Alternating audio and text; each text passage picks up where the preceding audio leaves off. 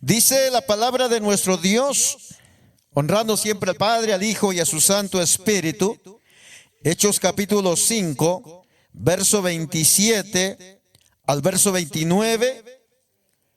Cuando los trajeron, los presentaron en el concilio, y el sumo sacerdote les preguntó, diciendo: ¿no os mandamos estrictamente que no enseñaseis en ese nombre? Y ahora habéis llenado a Jerusalén de vuestra doctrina, y queréis echar sobre nosotros la sangre de ese hombre. Respondiendo Pedro y los apóstoles dijeron: es necesario obedecer a Dios antes que a los hombres. Maravilloso Dios, gracias. Te damos gracias en esta hora de la tarde por habernos permitido el poder llegar hasta este lugar y reunirnos en tu nombre. Necesitamos, Señor, de tu palabra, del consejo que viene, Señor, de lo alto. Abre, Señor, nuestros corazones para que tu palabra, Señor amado, venga y traiga cambios en cada uno de nosotros. Te pido la guianza maravillosa de tu Espíritu Santo, para que yo pueda hablar con denuedo y bajo el poder y la unción de tu Santo Espíritu, enseñar esta palabra, Señor, no solamente a los que estamos aquí presentes, sino también a aquellos que nos visualizan a través de las plataformas digitales. Háblanos y háblales conforme a la necesidad que hay en cada vida y en cada corazón. Y te rogamos, Señor, que rompas las cadenas y todo yugo de maldad en el nombre poderoso de Jesucristo. Y la iglesia del Señor dice: amén y amén. Tome su asiento en esta hora de la tarde, mi hermano. En esta tarde voy a traer una enseñanza y voy a predicar bajo el tema: es necesario obedecer a Dios antes que a los hombres. Dice la escritura, mi hermano, en la traducción Dios habla hoy, dice que al llegar, o sea, Pedro y los apóstoles, ¿verdad? Dice que los llevaron ante la Junta Suprema, y el sumo sacerdote les dijo: nosotros les habíamos prohibido terminantemente, o que no enseñaran nada relacionado con ese hombre. ¿Y qué han hecho ustedes? Han llenado toda Jerusalén con esas enseñanzas, y encima quieren echarnos la culpa de la muerte de ese hombre. Pero mire lo que contesta Pedro. Y Pedro, mi hermano, y los demás apóstoles contestaron de esta manera: es nuestro deber, dice, obedecer a Dios antes que a los hombres. El tema central, hermano, que quiero presentar en esta tarde es que la obediencia hacia Dios es innegociable cuando la verdad del evangelio está en juego. La iglesia, mi hermano, la iglesia que es verdaderamente de Dios, tiene que exaltar y tiene que dar testimonio del poder del evangelio.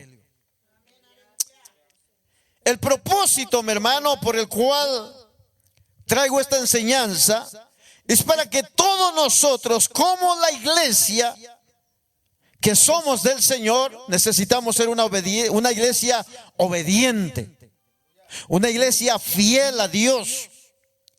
Aún, mi hermano, cuando en estos días usted sabe que nos está trayendo mucha oposición, nos está trayendo muchos rechazos y consecuencias por predicar el evangelio. Y quizás, mis amados, en estos tiempos, en estos días, usted no mire nada alrededor, ¿verdad?, de donde nosotros estamos ubicados. Pero déjeme decirle, mi hermano, que la iglesia de Jesucristo está siendo perseguida diariamente. Hay creyentes, hay hermanos que se han negado a sí mismos. Hay creyentes y hay siervos del Señor que han tenido que dejar, hermano, sus hogares para poder salir y predicar esta bendita palabra del Señor. Algunos de ellos han salido por el mundo. Algunos de ellos, mis hermanos, han salido por las calles predicando y anunciando, hermano, que solamente en Jesucristo hay salvación y vida eterna. Y muchos de ellos han sido vituperados. Muchos de ellos han sido, mi hermano, maltratados, han sido golpeados. Y algunos de nuestros hermanos, ¿verdad?, que han ido a otros países o naciones, algunos de ellos están siendo muertos por causa de esta bendita palabra. Algunos han sido, mi hermano, incendiados, ¿verdad?, dentro de la misma congregación donde ellos se encuentran. Y sabe una de las cosas, pero nadie ha podido parar este bendito mensaje de salvación, mi hermano. Pero algo que sí es bien cierto, es que, mi hermano, estamos viviendo una época donde la verdad de la palabra del Señor está siendo negociada, hablando de esta nación. La verdad de la palabra, de la predicación del evangelio está siendo suavizada y muchas veces, mi hermano, ha sido silenciada solamente para agradar a los hombres. Pero sin embargo, la iglesia, y esto es lo que yo quisiera que entendiéramos nosotros como iglesia, mi hermano, que la iglesia nunca ha sido llamada para agradar a las culturas, a las costumbres, sino para obedecer a Dios. ¿Cuánto pueden decir amén? Cuando miramos en Hechos capítulo 5, dice la escritura que los apóstoles enfrentaban, mi hermano, una orden clara de callar, hermano, y no seguir predicando el evangelio. Pero miren la respuesta, ¿verdad?, que da Pedro y los apóstoles, porque ellos dijeron claramente, mi hermano, de que ellos no estaban comprometidos con nadie, sino solamente con Dios. O sea, predicar el evangelio, mi hermano, no es lo mismo que hablar de política, ni tampoco, hermano, hablar de meramente emociones, sino que se trata, mi hermano, de una verdad espiritual y una verdad doctrinal. Vuelvo a repetir, mi hermano, el evangelio no es negociable. Cuando miramos, dice la escritura, en el versículo 17 y verso 18, dice, mi hermano, el contexto de esta palabra. Dice que los apóstoles habían sido arrestados, hermano, por andar hablando del hermano, porque andaban hablando de política, porque se habían levantado contra aquel hombre que estaba gobernando en aquella ciudad, en aquellos entonces, ¿verdad que no, mi hermano? Los apóstoles de Cristo, mi hermano, habían sido arrestados por predicar el evangelio de nuestro Señor Jesucristo.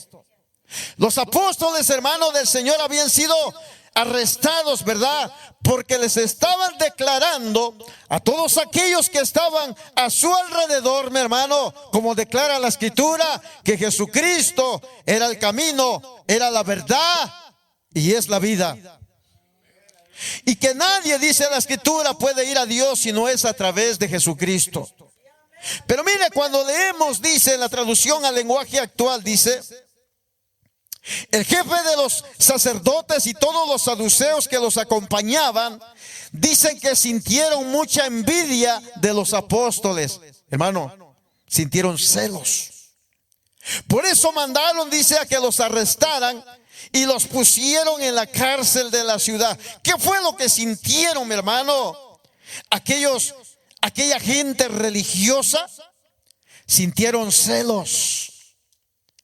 Porque si bien es cierto, en alguna de las ocasiones, mi hermano, Dice, ¿verdad?, que los fariseos, hermano, sintieron celos por la manera y la forma como Jesucristo predicaba y enseñaba el camino de la verdad, o sea, el camino a Dios. Porque dice la Escritura, mi hermano, que Él les enseñaba como quien tiene autoridad. No como los, ¿verdad?, como los fariseos y la gente religiosa de aquellos tiempos, mi hermano. Ellos miraban algo diferente en la predicación de nuestro Señor Jesucristo. Y no solamente miraban algo diferente, mi hermano, sino que ellos miraban cómo los enfermos eran sanados, cómo el paralítico, mi hermano, se levantó y comenzó a andar, como aquel hombre que estaba esperando que las aguas se movieran en el estanque de Betesda, mi hermano. Dice la Escritura, se levantó, ¿verdad? Y dice la Escritura, mi hermano, que muchos milagros, hermano, se hicieron a través de nuestro Señor Jesucristo. Y a través de los apóstoles comenzaron a suceder, mi hermano, las mismas cosas que Jesús había hecho. Y la gente de aquel entonces, de los alrededores, mi hermano, comenzó a sentir celos. Mire, mi hermano, quizás usted como iglesia, quizás nosotros como creyentes, a la hora, mi hermano, de predicar el evangelio, quizás, hermano, alguno que está enfermo ahí, quizás no reciba sanidad, pero si él acepta a Cristo, es el milagro más grande que pueda existir, mi hermano, en la existencia de un ser humano. Es mirar, mi hermano, una vida restaurada. Es mirar, hermano, aquel hombre que estaba en el alcoholismo o en la drogadicción, ¿verdad?, siendo liberada por el poder de la palabra y cambiando la vida de ese hombre. Quizás usted al predicar el evangelio no suceda nada, pero sabe una de las cosas, hay algo que nosotros debemos de entender, mi hermano, que hay un testimonio tan fuerte y tan poderoso, que es el testimonio que nosotros podemos dar en nuestra manera de hablar, en nuestra manera de caminar y en la manera como usted y yo nos comportamos en cualquier lugar donde usted y yo pongamos nuestros pies. Aquellos hombres, mi hermano, pensaron, ¿verdad?, que poniendo a Pedro y a los apóstoles en la cárcel se acabaría la predicación del evangelio. Lo mismo está sucediendo los días de hoy, mi hermano. Hay gente religiosa, ¿verdad?, allá afuera, que quieren, hermano, que nosotros callemos esta bendita palabra, pero nosotros no podemos callar esta palabra, porque como dijo Pedro, es mejor obedecer a Dios antes que a los hombres.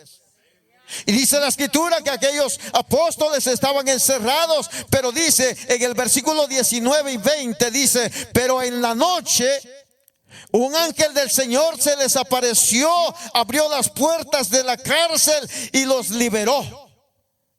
Luego les dijo, mire cómo le dicen los ángeles: vayan, dice, al templo y compartan con la gente el mensaje de salvación. Pedro y los apóstoles estaban encarcelados. Aquellos, mi hermano, aquellos que sintieron celos, sintieron envidia por la forma y la manera como ellos presentaban el evangelio, mi hermano, pensaron que ahí se había acabado todo. Pero sabe una de las cosas, mi hermano, cuando Dios llama a alguien a predicar el evangelio, hay un respaldo, mi hermano, divino de Dios. Hay un respaldo en el cual, mi hermano, aunque lo quieran callar a uno, no podrán, porque sabe una de las cosas, a Pedro lo quisieron callar, pero un ángel se le presentó en la noche y lo sacó de la cárcel. Algo tiene que pasar, hermano, con el predicador. Algo tiene que pasar con aquellos que llevan las buenas nuevas de salvación. No hay poder que lo pueda callar, mi hermano, ni que lo pueda parar, porque sabe una de las cosas, porque ha sido Dios el que nos ha llamado, ha sido Dios el que te ha llamado, ha sido el Dios el que te va a enviar para que tú prediques, para que tú anuncies las buenas nuevas de salvación. Y si es bien cierto, mi hermano, aunque tenga que sufrir por un momento, pero grande será la recompensa. Por eso no debemos de callar esta palabra.